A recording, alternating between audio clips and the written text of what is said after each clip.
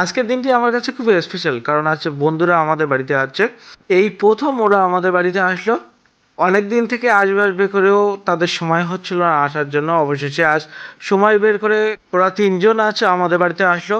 আর দীর্ঘ 7 বছর পরে আমরা 4 বন্ধু একসাথে হলাম। এর মধ্যে অনেকের সাথে অনেকবার দেখা হয়েছে, কিন্তু আলাদা আলাদাভাবে 4জন একসাথে অনেক দিন হওয়া হয়নি। এটাই ফার্স্ট, কলেজ শেষ করার পরে এটাই ফার্স্ট আমরা যে 4জন একসাথে হয়েছি। তো আমাদের বাড়িতে আসার পরে ওদের প্রথম আবদার ছিল যে ওরা পুকুরে স্নান করবে। যেহেতু ওরা শহরে থাকে, সে এমন পুকুর পায় না, আর যার কারণে আজকে পুকুরে স্নান করাটাই আমাদের সিদ্ধান্ত। তো এরপরে আমরা 4 বন্ধু মিলে চলে গেলাম আমাদের গ্রামের একটি পুকুরে।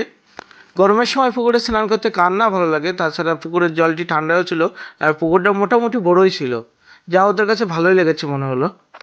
এরপরে আমরা সবাই মজা করে স্নান করতে থাকলাম।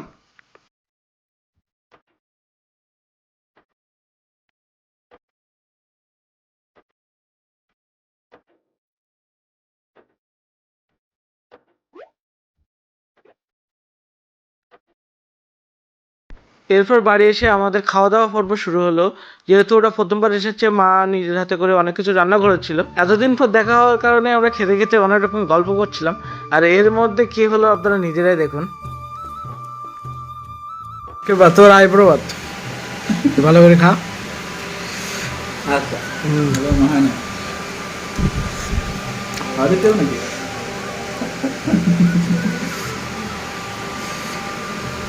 খাওয়া দাওয়া শেষ করে একটু রেস্ট নিয়ে এরপর আমরা ঘুরতে বেরিয়ে পড়লাম।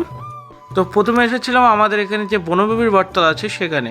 এটি প্রায় 1.2 একর জমি নিয়ে বিস্তৃত। গ্রামের বয়স্ক মানুষদের কাছে শুনলে শোনা যায় যে এটি যে মূল শেকড় কোনটি সেটি কেউ বলতে পারে না। আর হলে পরিবার নিয়ে ঘোরার জন্য একটি উপযুক্ত জায়গা। আপনার মন যতই খারাপ থাকুক না কেন, আপনি যদি বিকালের দিকে এখানে আসেন তাহলে আপনার মন অবশ্যই ভালো হবেই। এরপরে চলে ছবি তোলার পালা আর একটু ঘোরাঘুরির পালা। হ্যালো গাইস তারপর এই হলো আমাদের হিজলা এরপর চলে আসি আমাদের নেক্সট লোকেশন রূপসী ম্যানগ্রোভে। রূপসী ম্যানগ্রোভ তৈরি হয়েছে আপনার ভারত বাংলাদেশের যে মধ্যবর্তী নদী ইছামতি নদীর তীর ঘেঁষে। অবসর সময় পরিবার নিয়ে ঘুরতে আসার জন্য একটি মনোরম পরিবেশ। তোরা কি শিশু নাকি?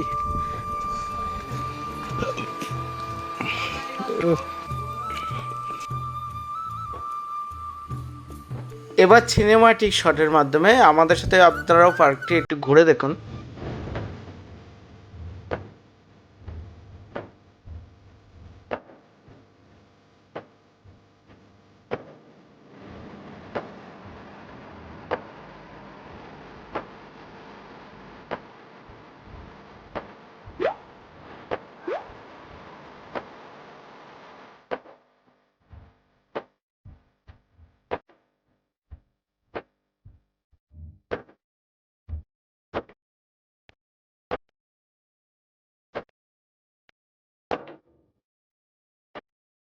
তুই মোটু এখন হেলিকপ্টার।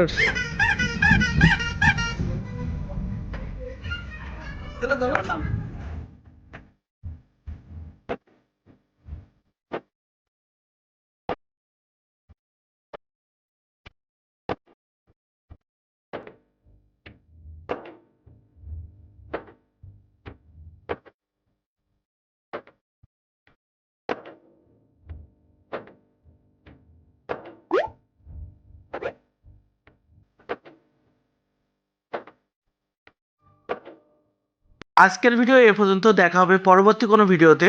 তত সময় সুস্থ থাকুন, ভালো থাকুন। আর আমাদের ভিডিও যদি ভালো লেগে থাকে তাহলে অবশ্যই লাইক, কমেন্ট আর শেয়ার করে দেবেন। ধন্যবাদ।